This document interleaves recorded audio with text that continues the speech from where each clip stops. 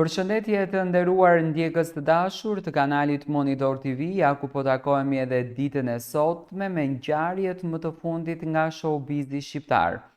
Ndonjëherë nuk duhet të bësh vepra të mëdha shumë për të lënë gjurmë.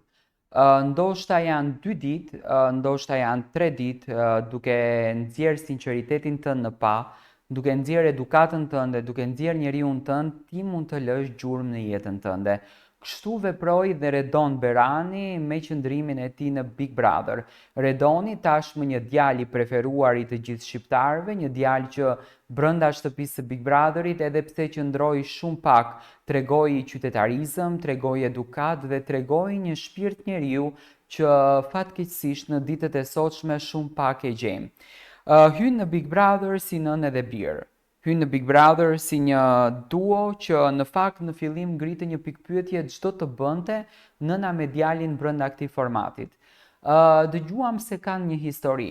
Do me thënë Redoni kishte një tatu që ishte poshtë syri që në fakt të gjithë ishim kureshtar të kuptojmë jetën e Redonit, të kuptojmë të kaluarën e Redonit, të kuptojmë momentet e Redonit, por fatkeqësisht Redoni dhe artistja e madhe shqiptare Gili vendosën që të largohen nga shtëpia për arsyet e tyre. Ndoshta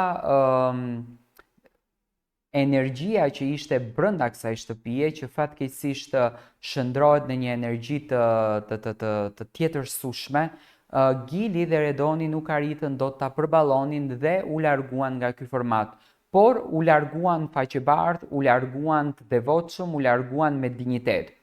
Dashuria e publikut për Redoni nuk ka rënë kurrë. Momentin që Ledion Liço tha se do të rikthehen disa nga banorët në shtëpinë e Big Brotherit, shqiptarët të gjithë u tubuan vetëm e vetëm të ktheheshte Redoni brenda asaj shtëpie, sepse ndjeheshte mungesa e tij për ta parë nëpër media.